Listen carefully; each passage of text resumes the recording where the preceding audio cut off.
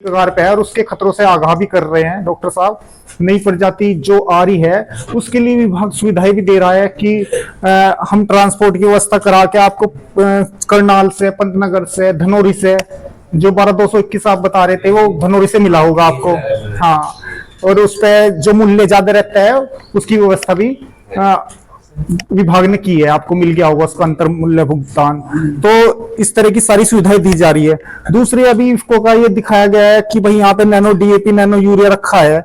हम लगातार चौधरी साहब मनोज जी ने बताया कि अंधाधुंध प्रयोग कर रहे हैं उर्वरकों का, तो सरकार ने थोड़ी नीति बदली है कि भाई केमिकल का प्रयोग जमीन में कम से कम स्प्रे के द्वारा कर दिया जाए। कीटनाशक सारे हमारे स्प्रे के रूप में आ रहे हैं, खाद हमारा सारा का सारा स्प्रे के रूप में आ रहा है, तो हम क्यों जमीन में ज्यादा यूरिया डाल के फिर ज्यादा पानी लगाते हैं। कोराजन भी डाल ली फिर पानी देना है, तो ये जब मई जून की गर्मी पड़ेगी इसमें क्या होगा, बहुत आपने ज्यादा खाद डाला फिर बहुत ज्यादा पानी दिया, फिर वो गर्म जलवायु पैदा हो जाएगी वहां पे। तो ये रेड रोट जैसी बीमारियां, फफूंद की बीमारियां, इसमें कोई नहीं रोक सकता। फिर तो आप एक तरफ तो पहले खाद में पैसा लगाओगे, फिर पानी देने में पैसा लगाओगे, और फिर उसकी रोकथाम के लिए लगाओगे, और नतीजा सिफर, मिलने का कुछ नहीं, फसल आपकी बैठ जाएगी। तो उसका सबसे बढ़िया तरीका है संतुलित उर्वरकों के प्रयोग की बात जैसे बता रहे थे। तो हम शुरू में ही हमारे पास अब गोबर की खाद की समस्या पैदा हो रही है सबसे ज्यादा, तो उसके लिए इफको ने उत्पाद बना दिए, सागरिका दिया है, और भी हिमैत्सु जैसे। हाँ, सागरिका का जो दानेदार है उसे दानेदार को तो खड़ी बुआई के समय प्रयोग कर सकते हैं, 10 किलो प्रति एकड़ के हिसाब से हमारे जितने भी इफको के सेंटर हैं वहां पे मिल जाएगा आपको। और उसका रिजल्ट आज तक का सबने जितने भी किसानों ने लगाया है हमेशा मांगते हैं दोबारा से। और इफको ऐसी संस्था है जो जिसका मकसद किसानों को लाभ पहुंचाना है सिर्फ, और सरकार की तरफ से ऐसी संस्था किसानों के बीच में काम कर रही है जो जिसका मकसद पैसा कमाना नहीं है। नहीं तो प्राइवेट संस्था है तो पैसा कमाने के मकसद से काम कर रही है, लेकिन इफको ऐसी संस्था है जो सिर्फ किसानों के हित में काम कर रही है, देश में एकमात्र ऐसी संस्था। तो उनके उत्पाद है नैनो डीएपी, नैनो यूरिया, उसके बारे में तो विस्तार से इफको से आए हैं, वो बताएंगे कितना लाभ हो रहा है। और हमारे किसान उस लाभ से वंचित है क्योंकि जहां हमारे पास समय है। अब ये तो क्षेत्र ऐसा है यहाँ बहुत दिन उर्वरकों का पहले से कम प्रयोग हुआ था, लेकिन अब ज्यादा फसल लेने के लालच में यंत्र बढ़ गए हमारे पास। ऐसी जमीन को भी हमने यंत्रों से सुधार दी, जहां पत्थर थे बोरिंग कर दिए, वहां पानी निकाल लिया, दोहन कर रहे हैं हम अंधाधुंध। तो इससे हम अभी सचेत न हो गए तो आने वाली पीढ़ियों को हम क्या दे के जाएंगे, बंजर जमीन, कैंसर जैसे रोग।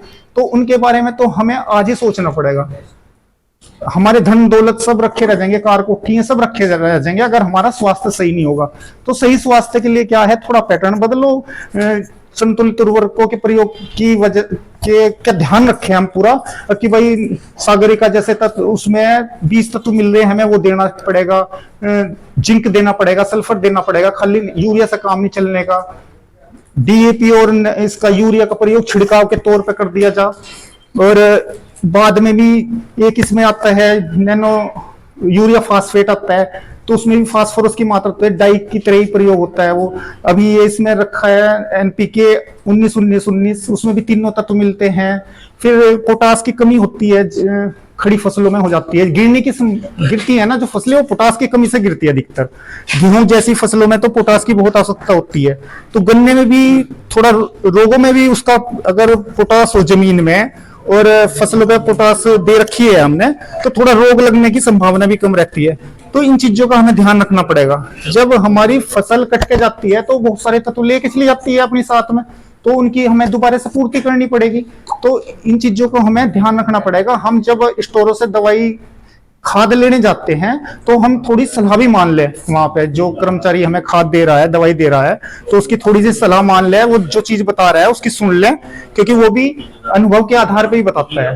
तो थोड़ा सा लाभ ले ले, अपनी मर्जी से ना करे कि भाई हमें तो यूरिया के 10 कट्टे दे, हम तो यूरिया गिरेंगे, हो हम कुछ नहीं करने। तो इन चीजों का ध्यान रखें। दूसरा क्या है कि जो सोसाइटी से हमारे सुपरवाइजर यहाँ भी हैं, सब आपको बताते हैं भाई बीज आ रहा है करनाल से, पंतनगर से, तो जो आ रहा है तो उसे लेने का प्रयास करना चाहिए नई प्रजातियों की। फिर आप अब तो विभाग उसी रेट का आपको उपलब्ध करा रहा है, फिर आप जब कहीं नहीं मिलने का तो आप 2,000 रुपए क्विंटल लाओगे उसे बीज को, कहीं और से लाओगे तो इसका लाभ हम उठा सकते हैं जब आपको जानकारी मिले। मना ना करें कि हमारा कोई लाभ नहीं है उसमें और हमारा कोई नुकसान नहीं होने का। अगर आपने नहीं बीज लिया, हमारा कोई नुकसान नहीं होने का। हमारे पास तो लेने वाले सैकड़ों हैं, लेकिन हम चाहते हैं छोटे से छोटे किसान को उसका लाभ मिलना चाहिए। और अभी जो दवाई आ रही है हमारे पास भी इफ्को की दवाइयां ही आ गई हैं सोसाइटियों पे। तो हमारा यहाँ नजदीकी स्टोर इमली खेड़ा है शायद, तो इमली खेड़ा स्टोर पे हमारे पास फटेरा है, इफ्को की है, वो भी जो कोराजन मंगाई है जो पहले 1850 रुपए की थी एफएमसी की, हाँ, और वो इस बार 1250 रुपए की, 1230 रुपए की है इफ्को की कोराजन। तो अगर आपको उसका प्रयोग करना है तो हमारे इमली खड़ा स्टोर से लावे। फिर उन पे क्या है, इफ्को की दवाइयां आपको कोऑपरेटिव सोसाइटी से मिल जाएगी, लेकिन वो एमआरपी में मिलेगी, पूरा रेट उस पर मिलेगी और उस पर कोई छूट नहीं मिलेगी। लेकिन हम विभाग से उस पर 25% छूट भी देंगे। आपके खातों में आ जाएंगी, खाता नंबर लिखवा के आने वहां पे। तो जब आप खाता नंबर लिखवा दोगे तो उसके आपके उस अकाउंट में वो